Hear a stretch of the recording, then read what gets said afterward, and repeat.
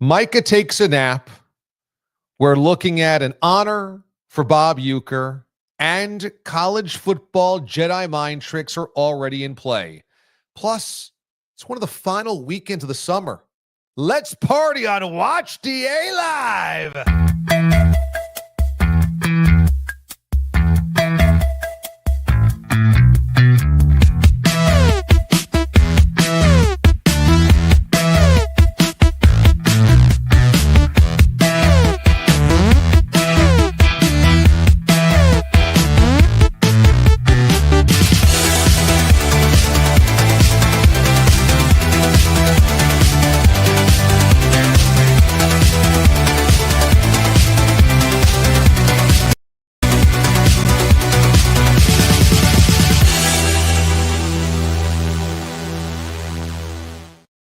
Boys and girls, ladies and gentlemen, and children of all ages, we are coming near Labor Day weekend, the end of the summer, which means let's have it feel a little bit like summer for just a little bit longer. Next week, we are off. There is no Sunday night show. If something cataclysmic breaks over the course of that sports weekend, I will go live on Monday night. But there is no Sunday night show. So this being the final Watch DA Live, scheduled until the NFL kicks off, which is going to be week 1 of the Sunday pig pile here. It's time to make it feel like the summer. Welcome inside. Every Sunday night we do this, although when we come back after Labor Day weekend for the NFL season, we move to 7:30 Eastern time so that you can watch all of your football action. Let those late games finish, and then we squeeze in between the hour before Sunday Night Football kicks off. We'll have live guests breaking down everything football-related from that day every week here on the show. Every week, a live Sunday night football-related guest. This is going to be beautiful to react to the entire season of football. That's where we're at. Welcome. Subscribe if you're not a subscriber to this YouTube channel. Make sure you are getting to YouTube. You might be watching this on Twitter, maybe Instagram Live. Make sure you're getting to YouTube to make sure you're subscribed to the channel. That way, you get notified when we're going to go live throughout football season. If you're a Bills fan, when we'll do live Bill-matic post-game reactions, and for constant content uploaded daily content on the channel. Plus, it's your chance to be a member for exclusive videos and the usage of custom emojis, which, if you're in the chat right now, I'm looking at a bear with a tail, a cinnamon berry, a Rosa the cat, a Fisher the clown, a stun to a news. I mean, these are beautiful things that I'm looking at right now in the chat. So, God bless. Be one with the channel. Subscribe. Join to be a member. And just come and enjoy all of the DA-liens that are in the chat right now. They are a family. We are a family. We love it here. We invite you into the crazy, eccentric family. Welcome aboard. It's time for the Furious Five.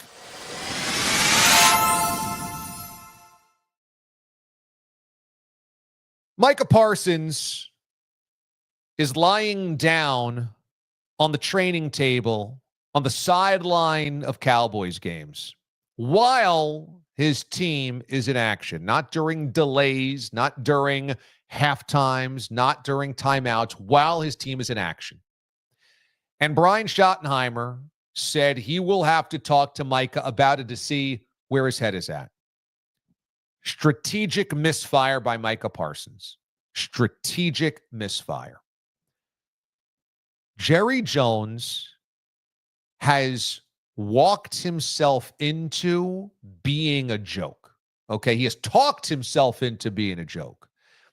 Cowboys fans and non-Cowboys fans see this now for what it's worth, and for what it's worth, I've been saying this for about 4 or 5 years. I'm usually a little ahead of the curve on some things. This would be one of them, a lot of things.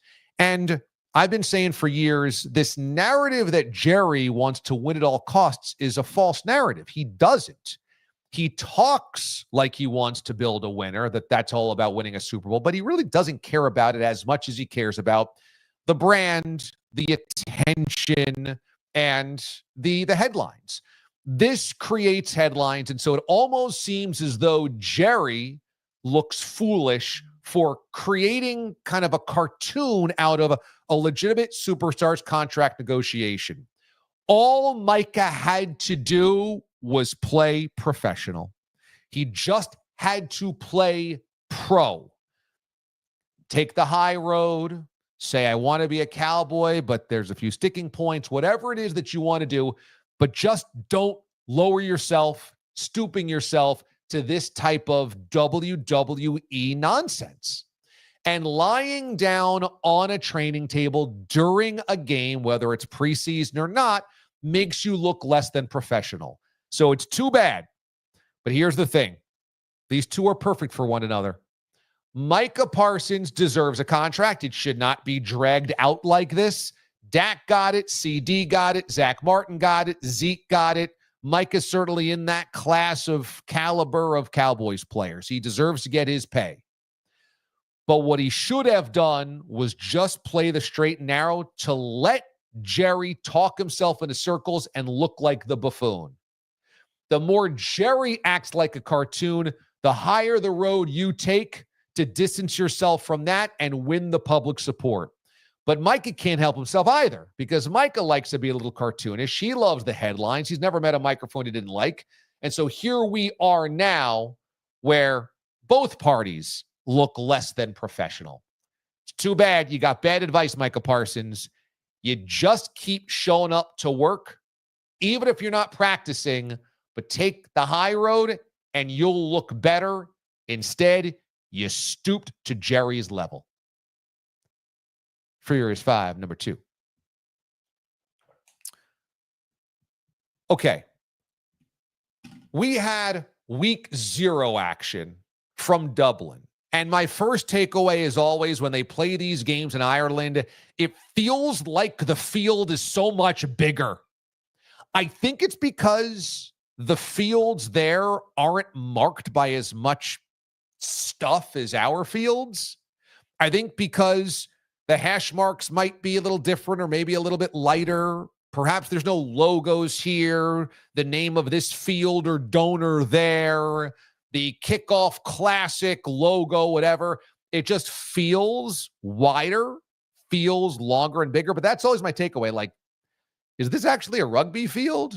Is it larger than a normal college football field?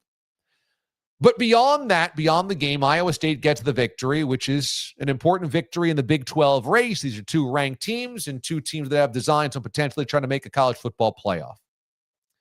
But you've got the quarterback of the K-State Wildcats, Avery Johnson, and his brother and his dad are out there for the game. And after the game, what do we have? We've got the quarterback of K-State's brother and father rolling around in the parking lot after the game, fighting. That's right. That's right. These are related members of a family. They didn't play in this game. They came to support their brother or their son. And here they are wrestling on the ground. This is why we can't have nice things. This is why you can't play games that matter, games that count in Dublin, Ireland, because bleep gets sideways. Stuff gets silly. How many pints of Guinness? How many shots of JMO? How much whiskey are you taking down over the course of this weekend? By the time you get to the game, everybody's already fried by 3 or 4 days of drinking on a bender. Plus, you've got the Irish fans, plus you've got fans that made the trip. And so everybody just wants one big party. Dad and bro cannot be fighting on the ground. I mean, I know you're in Ireland, but this is not what we're talking about when it's, go someplace special and act like the locals. Let's clean it up a little bit here. Could you imagine being the quarterback and having to worry about whether your family is fighting with one another drunkenly in the parking lot? Both parties had to apologize publicly today. Nice trip to Ireland. That's like a family vacation gone horribly wrong. Horribly. Furious 5, number 3.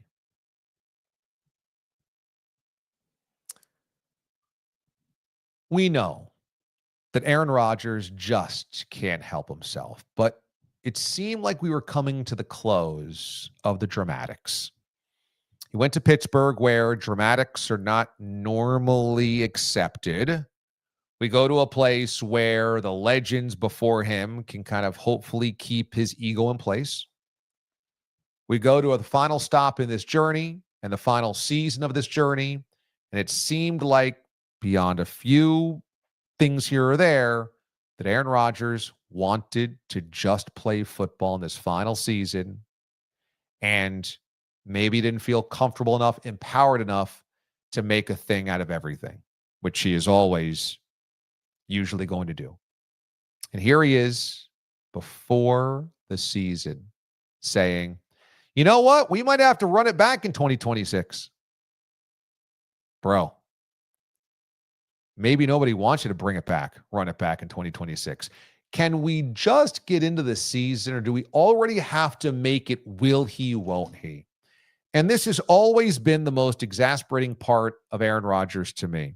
There was a point in time that I absolutely loved watching Aaron Rodgers, that his nimbleness in the pocket, his arm strength, his arm angles, his athleticism, his Hail Marys, his off-balance throws were such a sight to behold that it was just glorious. Whether you were rooting for the Packers or not, it was glorious to watch him. And then he allowed the ego of Aaron Rodgers to take over everything, and now you kind of can't separate the two. And I thought maybe, just maybe, you could stuff that ego into a sock for at least temporarily and not make it about Aaron Rodgers. Just at least temporarily, until we see whether the aircraft gets off the ground in Pittsburgh. And what did we get before the first game? We might have to run it back in 2026. So already, Rodgers takes an opportunity to create the storyline. Well, is this really the final year? And if this goes well, what do we do next year? And will he come back? And do we want him to come back? And does he have football left in him? And dude, just worry about the next game. Just worry about the next opponent. If you just did that, it'd be so much easier to enjoy your career. But instead, it's always the melodrama. And I find it hysterical. For Tom Brady, while he was with the Buccaneers, was there ever a moment before the season began where he said, we might have to run it back next year? Of course not. Because for Brady, he was maniacally focused on just the immediate. Everything was the immediate. Everything was the immediate all the time in terms of winning football games. His longevity was about him thinking long-term, but he would never say or assume that anything would go well, and thus he would have to, quote, run it back. In fact, in his mind, I'm sure most of it was anxiety that it would not go well, driven by that. I'm not saying that's always necessarily the best thing either, but can we just get into the season? Maybe get to Halloween before you start saying maybe we'll run it back next year? My God. And finally, college football mind games are here. Fran Brown this week said, as the head coach of Syracuse going into a pretty tasty matchup against ranked Tennessee coming up on Labor Day weekend in week 1 in Atlanta, that the only thing he was worried about was not getting beat deep. And he said, we cannot get beaten deep. It's the only thing that I'm hammering home. We can't get beaten deep. And he really, really hit the drum on this. We can't get beaten deep. And I thought this is really interesting because Tennessee's offensive coordinator said earlier in the offseason that no matter what the opposing defense does, we can't let that dictate what we do. We want to take shots downfield. We want to stay up-tempo. We need to be explosive. Now, on the surface, this could simply be Syracuse and Fran Brown is a big underdog in this game, nearly 2 touchdowns, and realizes we don't want to get boat raced. It's a national TV game. It's week 1. We've got all these good vibes coming out of last season. We just don't want to get beaten deep and then be out of it because our offense can't catch up. Maybe that's all that this is. But Fran Brown's a pretty savvy guy.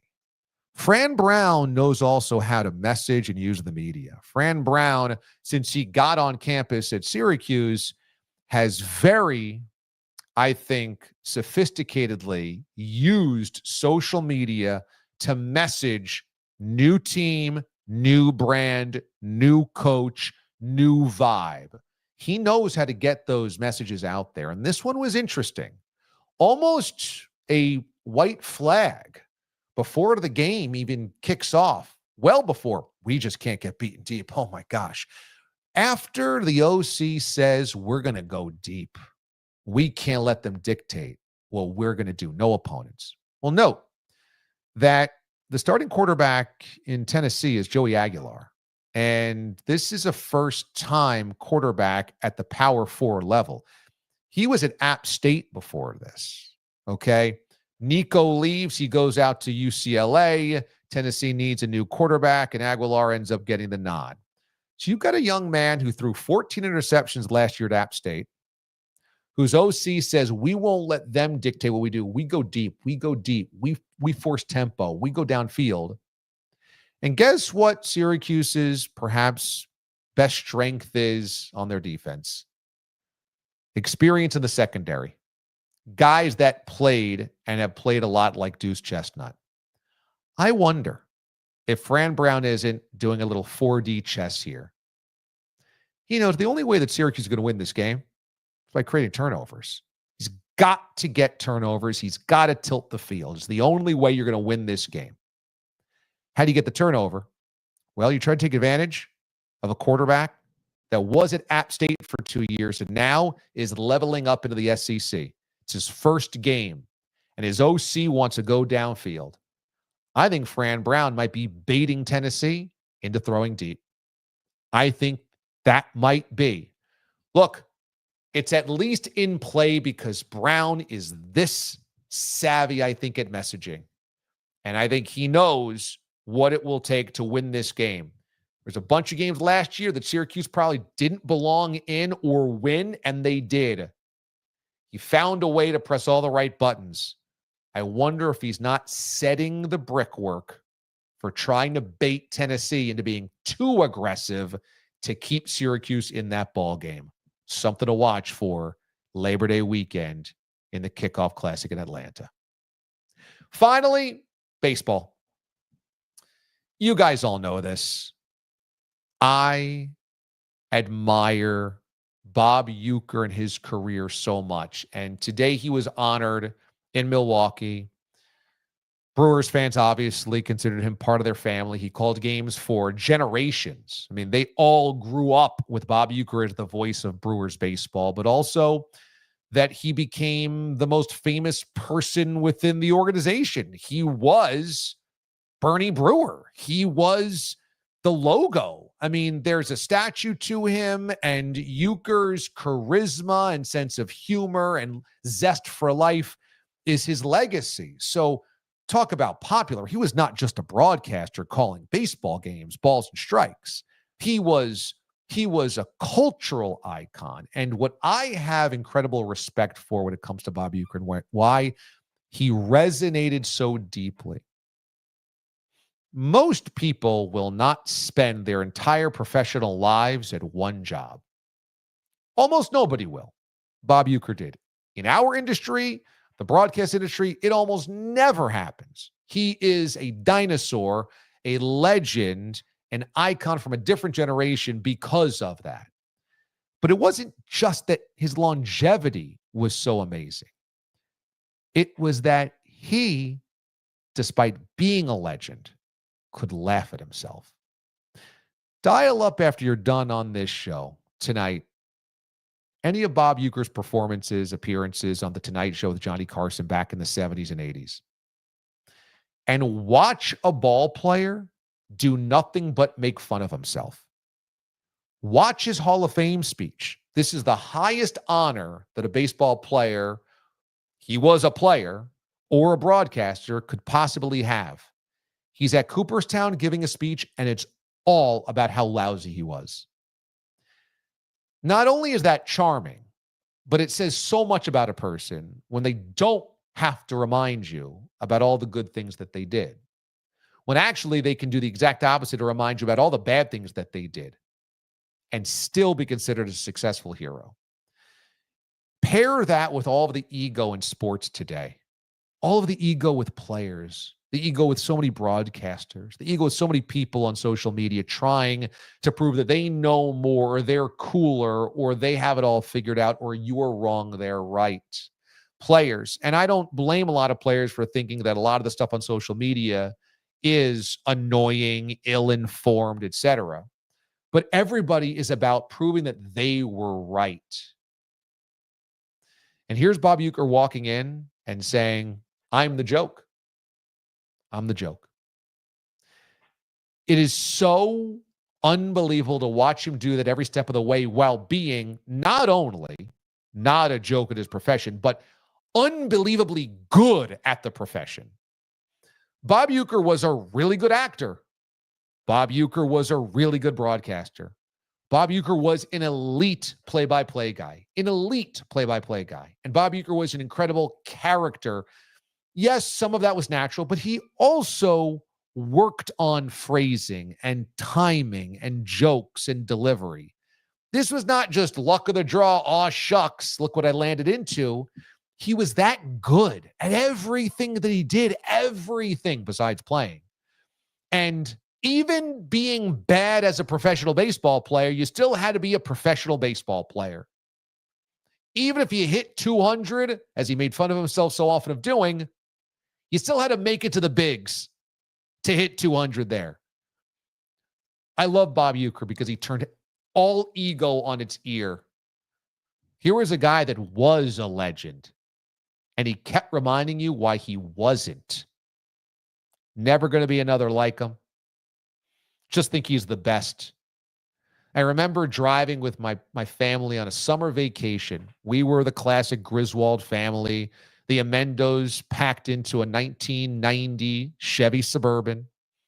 And me, my brother, my sister, mom, and dad would take off and drive anywhere. My dad loved driving. We couldn't afford plane tickets, so we just drove.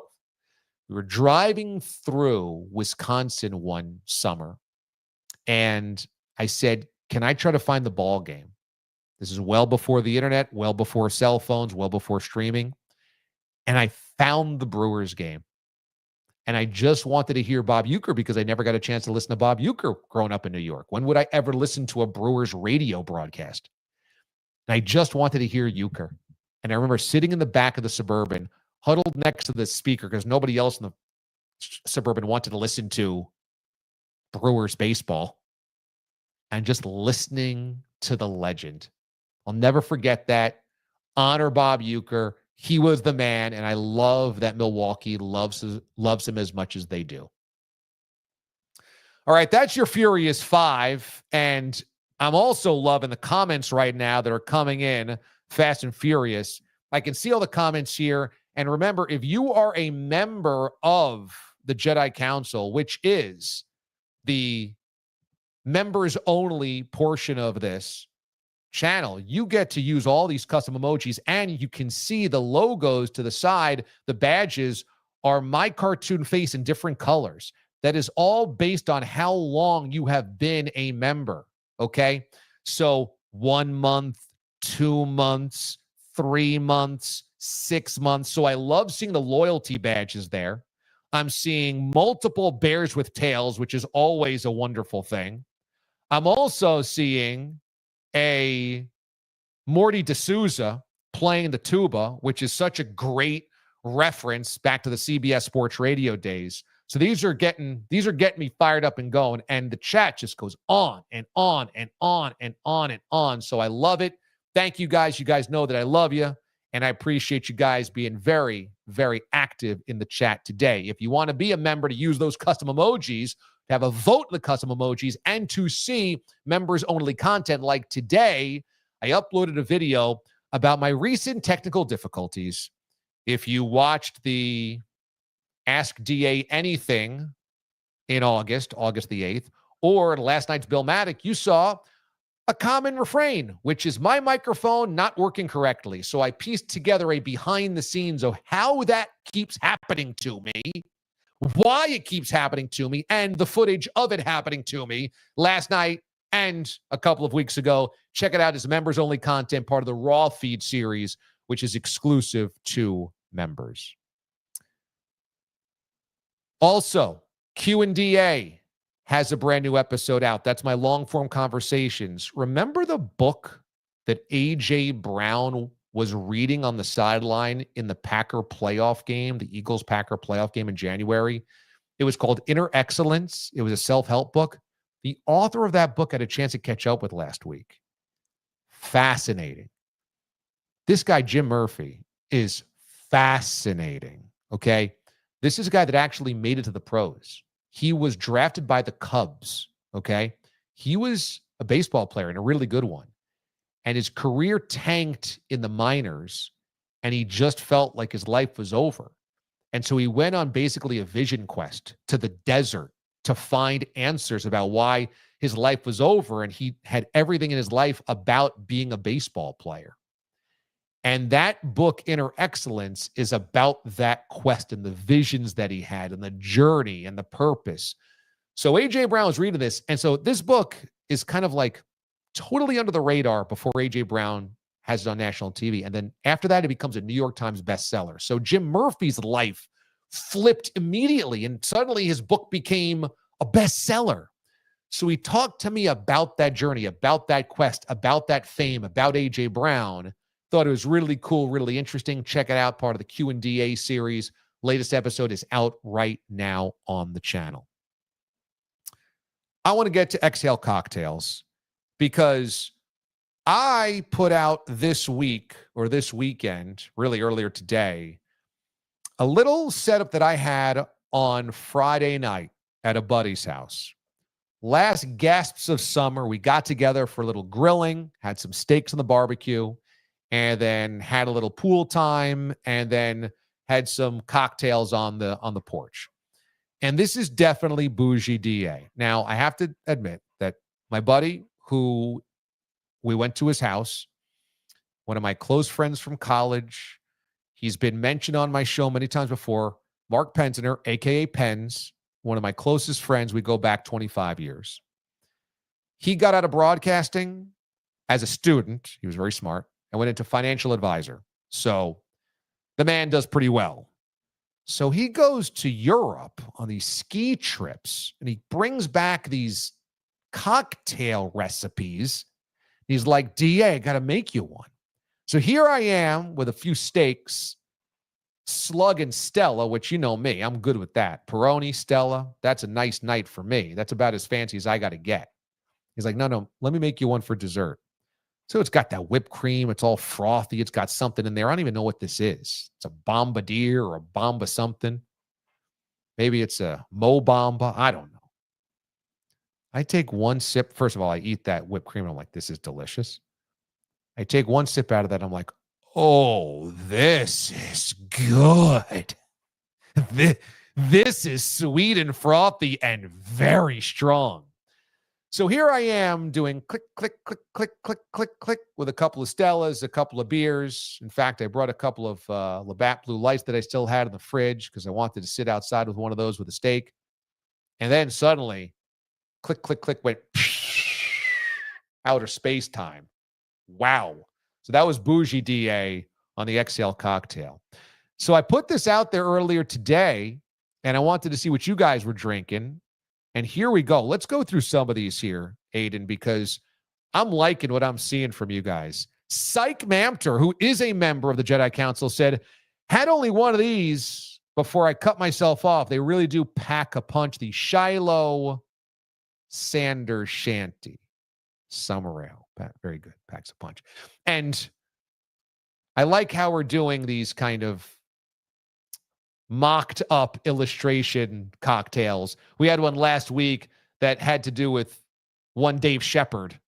So Shep had his own cocktail last week, his own labeling company, which I'm all in on. What's the next Exhale cocktail we got? So here we go. This is Parker, who's got a 6 Point Brewing Resin IPA, which I'm very into. Looks like that might be a double IPA as well. I like 6 Point Brewing very, very much. I like their crisp 6-point crisp, very solid option. And he was doing this while golfing, a little beer and golf. So Parker Smith having himself a Sunday. Get it, big fella. Love that. Next up, Q City, who's doing it right. Because in Central New York, you just have to have a Pabst Light right there. And that's a Pabst Light tall boy, if I'm not mistaken. And I know that Q City 44 is making Aiden very proud because a Pabst Light is of the Milwaukee area, and he's a Marquette guy. He's giving me a fist pump right here. Aiden, you told me about Pabst Light earlier in the summer before Bob's Bar. Then I picked up a case of Pabst Light for Bob's Bar. You were like, whoa, dude, this made me very, very happy. So you're all in on the Pabst Light. This has got to make you thrilled. I had it before it was cool, DA. That was about a week or two before Bob's Bar, because on all the Milwaukee dive bars, you'll see it front and center. So Q City, a huge shout out. I wanted to come on and say, and I also want to give you a choose your own adventure, DA, for the next Exhale cocktail. We have one still image submission left, and we have one video submission left. Do you know which one you want to go to first? I want to go to the photo one first. I want to save the video one for the finale. All right, let's do the photo, and I'm just going to hand you the ball like Barry Sanders. So here we go. This is the Exhale cocktail from DA's porch on Saturday night. Friday night, Saturday morning at 1:09 a.m. Eastern time. Guys, this is the culprit that has been crapping on my porch for weeks now. I wanted to know who is bold enough to walk up on my porch in front of my sliding glass doors and lay a dump night after night. I keep scooping this up and throwing it on the side. I keep washing and hosing down my porch. And every night, seemingly, at least a couple of times a week, I'm getting these piles of berry dung. There's a lot of berries in these poo piles. A lot. And I'm like, who is bold enough to do this? Well, I set up a trail cam, and we caught the sucker. And it's that big old raccoon hanging around my deck. And that's right where the poo-poo piles are. That's right at the poo-poo piles. So now we know that at least one of those poo-poo piles is by this guy, is by this raccoon. Now, I will tell you, there's been multiple poo-poo piles, one on one side of the deck near one staircase, one on the other side of the deck of the other staircase. I don't know if it's the same raccoon. I got to set up the trail cam again on the other side. I also think there's multiple animals using my porch as a outhouse because it's different consistency. There's very seed-laden poo-poo piles. Okay, there's a couple of them routinely that are just bunches of berries and seeds, but there's a couple piles that are like more wet logs. And I'm like, what is going on around here? Is this the same animal or are multiple animals recognizing, oh, this is a nice place to poo? I have a nice composite deck. It's not wood, so maybe to avoid splinters.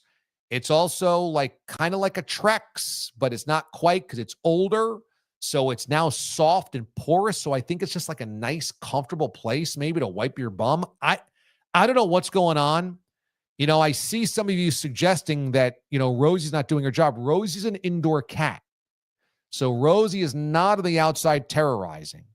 My wife, the Bourbon Belle, very worried about letting Rosie out because we are bordered by the woods on one side and there can be some big animals rolling around and she's worried about Rosie getting lost or whatever. So Rosie's an indoor cat. So I don't know what the answer is here, but I got bats, I got raccoons, and I got everybody's outdoor outhouse on my porch. Nice. All right. When I was in Boston at 98.5 The Sports Hub, one of my friends there was fellow host Rich Keefe. Now, Rich has been at 98.5 The Sports Hub and then WEEI in Boston, the other sports radio station.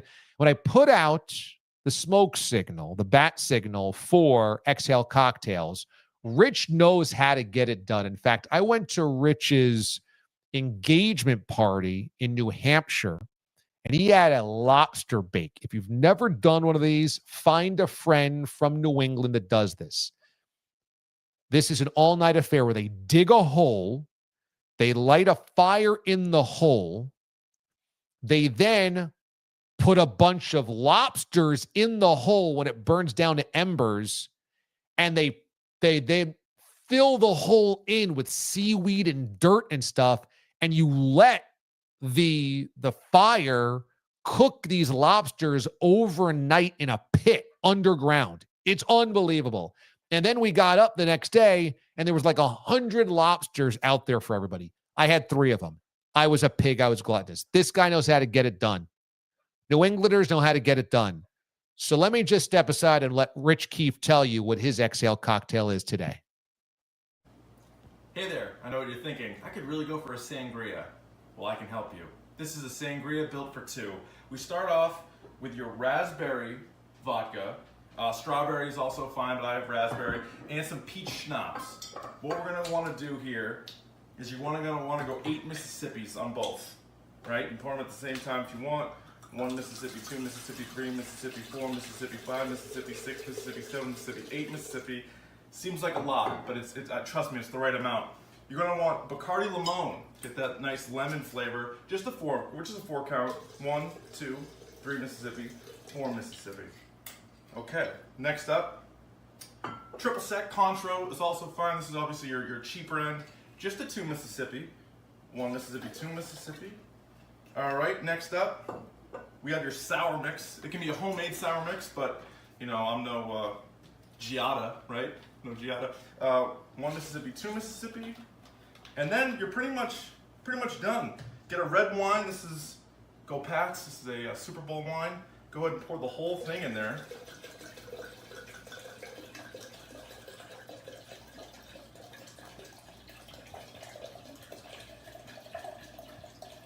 Should have had some sort of entertainment there. So now, go ahead. I've already prepared these, meaning my wife cut these. Take your oranges, lemons if you have them, limes, toss that all in there, right? Yep, get in there. Take a wooden spoon, very important that it's a wooden spoon. Stir that around. And I know what you're thinking, we're not done just yet. Go ahead and take a Sprite. 16 ounces is good. This is a 20 ounce bottle, so you don't need the whole thing. Go ahead and look at this. By the way, you have a good eye. It is not a pitcher. That is a vase that flowers were in not too long ago. So I'm going to stir this a little bit. Nope, no stir. Okay, no stir. And then you're pretty much set. Now you're going to have to ladle this bad boy out. Let's try it. Delicious. I mean, how much alcohol is in that freaking sangria? Now, I like sangria and it can be dangerous, but that is so much alcohol in that sangria. My God. Once you're counting out the Mississippis and a lot of them as you pour the alcohol, that is a potent drink. Rich Keefe, I salute you. Kitchen sangria cooker. Very nice. Very, very nice. I do want to get to a lot of your comments here tonight as there's some really funny ones. Let's bring in Aiden here, the Marquette Marvel, to go through some of his favorites as well. And a little reminder, by the way, we're a couple weeks away for the next Q&DA, which is Ask DA Anything, which I probably need to rebrand because the Q&DA is my long-form series, and then there's got to be the Ask Me Anything thing. But that's coming up on September 9th. And at that point in time, September 9th, which is about 2 weeks away, we also will go to you live with your questions. So when you're in the chat for that, we can go to your live and just have you come on camera to ask if you'd like. You don't have to, but you could do that.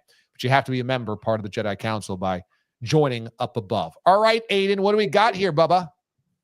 Well, I'm no Giada, but we're going to try to get through this with some entertainment. That was my favorite part of the Exhale cocktail with Rich Keefe. Second place is just the stare down with no, as he says, entertainment, pouring the entire bottle of wine, staring daggers into your soul. No words, just straight silence. he has to come on to do some sort of collaboration. And it actually inspires me as we're getting back into football season to get back into the amateur bartender segments. Yes, we love that. We had some great engagement coming off the Rich XL cocktail. So friend of the show, fellow Bostonian, love it. Fellow Bostonian as well checking in. Our diaper DA-lien Jack Knight show is getting him through orientation. Look at that icon on YouTube. That's how you know he's a Bostonian, when his YouTube profile icon is all the Boston sports teams. So Jack, we love you. And orientation's just beginning, man. Yeah, that's right. The rest of your life. Here we go. Starting up. He just moved in this week to campus. Let's go through some food ones really quick, because there was a whole lot of, or I should say a whole batch of submissions of what people's eating tonight during the show. Matt had tacos with Mountain Dew for a late lunch today. Interesting. Yeah, keep a mental note of these, and then you can pick your favorite at the end, because we got a lot more to rip through. Delta 9 Brian from the Jedi Council. My salad had romaine lettuce, spinach, grilled chicken, snow pea snaps, bacon bits, fat-free ranch, and some shredded cheese and croutons. That sounds good. Okay. Randy had some peanut butter-filled pretzels. Always good. Randy also shot me a few text messages and pictures of where he was performing earlier this morning, and it looked great. Anytime Randy and the Traskers perform, I know it's a good party. I know it's a good time. So that combined with peanut butter-filled pretzels does sound dangerously good. All right, we had two more here, and they're both from Delta 9 Brian. Brian had a smoothie with banana, raspberries, strawberries, pineapple, and non-fat yogurt. I think Boyle does something like this, where he just asks, what are you eating? And everybody just goes over their entire meal plan. I think we need to rebrand XL Cocktail to XL Dinner, because he also chimes in. One more, if you weren't full enough. I'll see if cherry pie is the strain that will make me pop a frozen pizza in the oven by the time the show is over. Very nice. The strain, Delta 9 Brian loves himself some gummies and makes his own. So he's always feeling good and doing well. Yeah, if you're keeping score at home, that's not actual cherry pie. So that's what we love Brian for. And also, not to be looked over, Psych Mamter, Torg Bellinger would catch and cook that trash panda, aka the raccoon, on your deck. Yes, the raccoon, which I love the nickname, the trash panda that raccoons have. Torg Bellinger, who knows where he is, but Torg absolutely, if I could find him, would say, oh, why don't you just trap it and cook it up in a crock pot with a little lemon zest, barbecue sauce. Zach Gelb checking in tonight. I saw Gelb in the comments. How great. We had Gelb dropping on by. Love that. And he's got animal takes too. Hopefully some of those animals don't make their way into the house. When I was a kid, we had a raccoon somehow find its way into our roof, which led to it crawling through the walls for a week. Oh, no. Oh, no. You know, when we redid the basement, it was an unfinished basement. And then that was the big thing when AJ came along, because I got bumped out of my office, which is where I was doing the show from during pandemic, down into the basement. And so we finished the basement, made Studio DA, and of course had to put up all the drywall and everything. And in doing so, you realize if anything ever gets behind the drywall, you are screwed. You just can't. There's no access. There's not like there's access panels behind everything. It's like that's just lost forever. That's why sometimes when houses get demoed and ripped down, they find wallets and bags of fast food from like the 1960s back there. It's like once it's back there, you'll never, ever, ever get back there. So if a raccoon gets back there, what are you going to do? Like keep sawing holes through your drywall just to find the raccoon, that's terrifying. Absolutely terrifying. Well, I'll leave you with one more recommendation, and it's from our gal Fiatti, Kristen in Buffalo. It might sound counterproductive, but try some dog or fox urine. Predator scents might deter the porch visitors. Extremely smart suggestion. In fact, Papa Amendo gave me the the same one today. All right. You know, there's so much deer in our area. that, you have to have this kind of like deer spray that I think mimics fox urine, dog urine, whatever that is. And you spray it on the plants that you don't want the deer to eat. So that would definitely be a good play. Chris, it's really good advice, except I want to keep catching these culprits first. I'm okay doing another 2 weeks of poop cleanup as long as I am convinced I have the culprit on film and I know because it's like you want to know who's doing this. You want to have the answer. Right now, it's a wet bandit thing. I think the raccoon is the nutty berry-filled poops, although these are huge poops. So that raccoon that was on film didn't seem big enough, but let's just say it is. There's another consistency, as I said. I need to see who's doing that one. And if it's the same raccoon on both sides of the porch. Very important here. Extremely important. I wanted to get to a few other comments as well that I really liked, because this was a good suggestion. Spencer, time to call Detective Milkshake, master of scatology. Detective Milkshake would be right on it, because that guy has always been all about figuring out who did what in their pants. Craig says, just don't show us a trail cam pic of Mraz taking a dump. Might make us blind if we see it. I wouldn't do that to you guys. I wouldn't. And also, it's in play.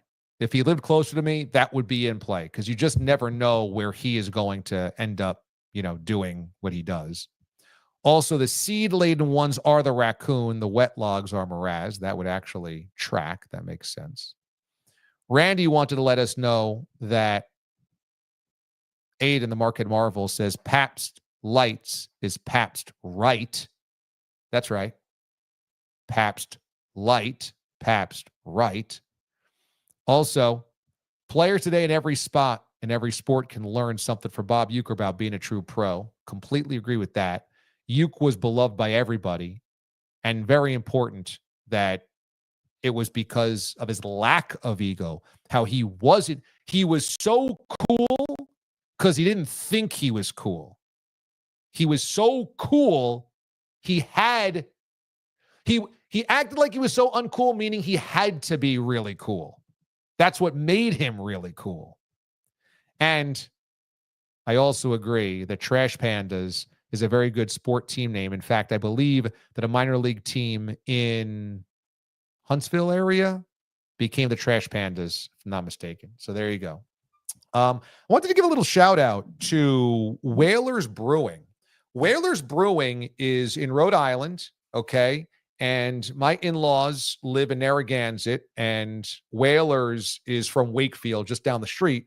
And so when I went up there for 4th of July weekend, I reached out to him and I said, hey, I'd love to talk to anybody over there about maybe coming on for Q&DA, my long-form conversation series, because I'd love to talk to somebody who loves brewing beer and built a company out of it. I think that's kind of the dream for so many of us that love beer, that, you love it so much, you make it yourself, and it kind of becomes your career. That'd be awesome. And I love Whalers Rise. I love Whalers. This is Whalers Rise. It's a very drinkable pale ale, American pale ale. I love their IPA as well. Really excellent stuff. And I just love going up there. We're going up there for Labor Day weekend, and so I'll definitely have some of this. They said, hey, we're really busy. It's 4th of July weekend, but when you circle back around later in the summer, let us know. And in the meantime, we'd like to send you a thank you, or just a gift. I said, of course. So they sent me this Sixer and this really awesome Whalers hat. And I just think that this logo is amazing. I mean, look at this. It's a black hat with a sperm whale and the star on it, which I just think is amazing. So great hat. I love it. I appreciate it very much. Whalers, thanks so much, guys, for hooking me up. And hopefully we will circle back and have you here on the show. But thank you to Whalers for giving us some good gear and some good beer. Always a good thing. Labor Day weekend is almost here. So little reminder about merch as well. Go to the merch store, watchdastore.com. T-shirts. It's almost hoodie weather. You want to pick up your hoodie. We got hoodies. If you're an A's fan, Forever Oakland, and it has the DA cartoon on it. You also have the Brady Bunch, where it's all the legends of the show over the years both CBS days and now SiriusXM days. Plus, there's a Katie Linendahl in there. Aiden the Marquette Marbles on there. The Brady Bunch design is very, very popular. You've got the classic DA Mothership logo that says Zap Zap. All right. And the Rose of the Cat, be good and be good to others. All of those can be hoodies. Those are t-shirts, but also sold as hoodies. So go there, get your hoodie right now. WatchDAstore.com. Our next show is going to be week 1 of the NFL season. Okay. When we start week 1 of the NFL season, this thing goes into overdrive. This show becomes, to me, and I know I just waxed poetic about Bob Uecker never bragging. I'm going to have to brag about it just a little bit. I think our football show on Sunday nights is one of the best digital shows that you will find in sports. And I might say in any genre, but I just don't know the other genres as well. We have live insiders, guests every week for every show to break down what just happened. So you're getting insiders like Ian Rappaport, Diana Rossini. You're getting former players like Bart Scott and Tiki Barber. Golden Tate joined us. We had former coach Charlie Weiss join us. We had opinion makers like Nick Wright join us. We had long-form journalists like Tyler Dunn join me. We had Dan Horde, the voice of the Bengals, join me. We had Andrew Siciliano, the voice of the Browns and NFL Network, join me. We had an elite guest every single week. Every week. Every week was another incredible football insider. You got to be here for it. 7:30 to 8:30 Eastern time. So basically the hour before Sunday Night Football, we go over all the big stories, have a live guest, and we're going to be giving away gear. All right. DA merch. We're going to be finally giving it away. Waiting for the big boom here. And I'm giving away memberships as well. Okay. If you are here in the chat and you're not a member, we'll be giving away memberships. I will tell you this. Don't try to just kiss up to me to get a free membership. It's not that expensive anyway. It's less than a chicken sandwich a month. But I don't get to choose who the members are that get it. YouTube decides it by engagement. Okay? So that's just so you know. It's out of my hands. I would love to say, oh, you deserve one. You deserve one. I saw you here. I saw you at Bob's Bar. You did it. I don't get that choice. But I can just say we're giving away X number of memberships today. And then YouTube disperses them based on engagement with the channel. How much you're watching the videos, how much you're chatting, all those types of things, how much you click through, if you're a subscriber, all that stuff, you know, how long you're watching our stuff, how many live shows you've tuned into. It keeps track of all of that. So that's how it's going to work. But football season is going to be off the chain. Plus, Santo Tequila is once again a sponsor. They're giving each of our guests a bottle of Santo, and they have an epic giveaway for you guys. They sent it to me this week, and I'm like, that's a lot of money. That's worth a lot of money. And so Santo is like, we were so happy with the show last year. And what's cool is that they recognized, you know, what we do and the DA-liens and the family and how we've elevated what we do here on this show and within you guys and the circle of trust and all of that. And they're like, we got to be part of this again. So what they drew up to give away, I'm like, dude, this ain't t-shirts. That's legit. So I'll announce that next week and we'll do the giveaways for everything. Well, next show, because next week, Labor Day weekend, there's no Sunday night show. I'm going to be taking a little vacation. I'm on vacation all this week, but we're on the road at the in-laws with the Bourbon Bell. And so a Sunday night, I'm not going to be available for this. Might do a show Monday if something crazy happens over the course of the weekend. Maybe to react to college football, we'll see. But maybe the next Sunday night show, I know this on the schedule right now, is the one on week 1 of the NFL season. There's going to be plenty of content until then, daily videos, etc., but just not a live show next Sunday night. So when we kick off NFL season, it's going to be epic. Epic. I promise you that. All right, Aiden, we got a Little Mo laugh of the day, I believe. And the Little Mo laugh of the day comes to us from the Detroit Tigers. This is a guy that actually could join us this year, and that is Jason Benetti. He is the voice of the Tigers, and I know him very well. He also went to Syracuse. He was a little younger than I am, but we have many of the similar friends and colleagues in the industry, and I've gotten to know Jason over the years. And Jason is an exceptional person. So when I say that, you know how much that means to me. He's an exceptional person. He's an advocate for those that might feel like they're outsiders. He has an incredible talent of calling play-by-play. He is one of the best play-by-play guys, I think, anywhere. He is just scratching the surface of his career. He's already beloved in Detroit. Well, how about this? He's got a Tigers game and a Lions preseason game. So how does he get in between the two? Watch this clip. Cuddle up. I'll get it. Let's go. Awesome. Thank you all for the ride. All right, you ready? Do I tip on the app? How does that work? 5 stars. 5 stars. So we got, what, 2 hours to first pitch? Is that right? Yes. What's going on?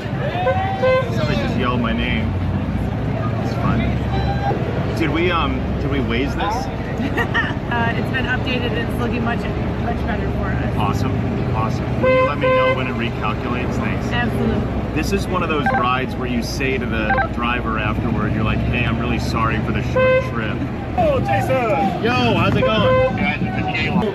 Do you wanna just try to like drive over it like Thelma and Louise? If we were going in the other direction, I totally would You be would. down for that. How's it going? Hey, how you doing? This city is just crazy for sports. It's awesome. Yeah. Thank you all. Appreciate it. How we doing? How y'all doing? Thank you. This is awesome. Thank you so much. Anytime. So great. Thank you. He's a legend. And I'm going to have him on the show. Because you guys need to personally meet Jason Benetti. There's nobody more humble. There is nobody who is more self-deprecating, just like Uecker. He is so talented and he is so warm and kind. And that's why it exudes out of him on camera. And there he is, just everybody around. They love him. He's in a golf cart going to the Lions game. And, he toiled in the minors for years, waiting for the break to get to the bigs. And I love the guy. And I thought that was so cool. Speaking of the Little Mo laugh today, he would definitely be laughing at going from game to game to call a game using a golf cart through the city. But I got to talk about Little Mo this week on Awful Announcing's podcast. Awful Announcing is an industry website and social media handles. Maybe you've seen this before.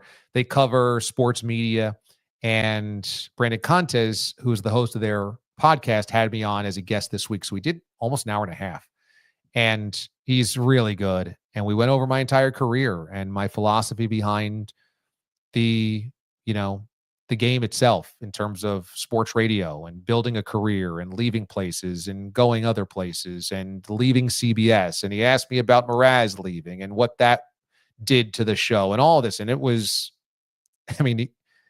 he knows a lot, and it was pretty in depth. So I encourage you to see that or check that out.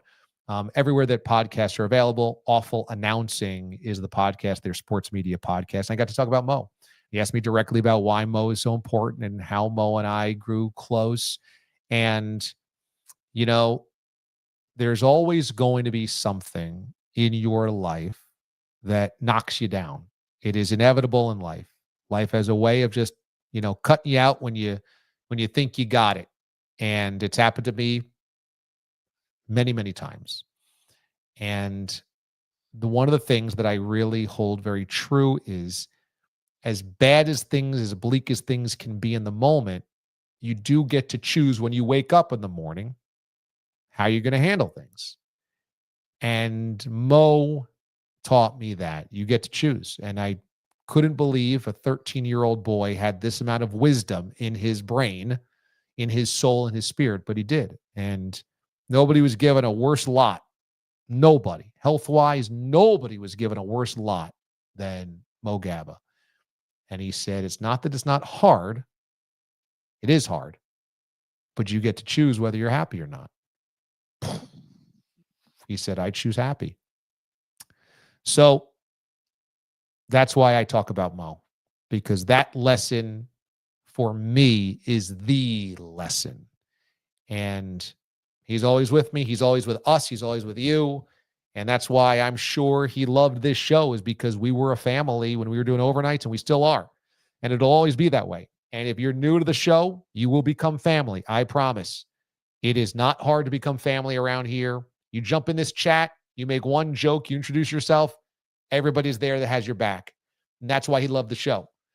He loved the family, he loved the community, and he loved a lot of the ridiculous nonsense, which so do I. So do I. So check that podcast out. It was really fun to do this week to talk about Mo. Anytime I can talk about Mo is a good day. Ruben says he's been enjoying his DA pint glass. Love it, Ruben. Thank you, brother. Appreciate that, mi hermano. Use it in good health. I like that Wallace says the Hawaiian shirt you have on is pretty sweet. This is a Tropical Bros look.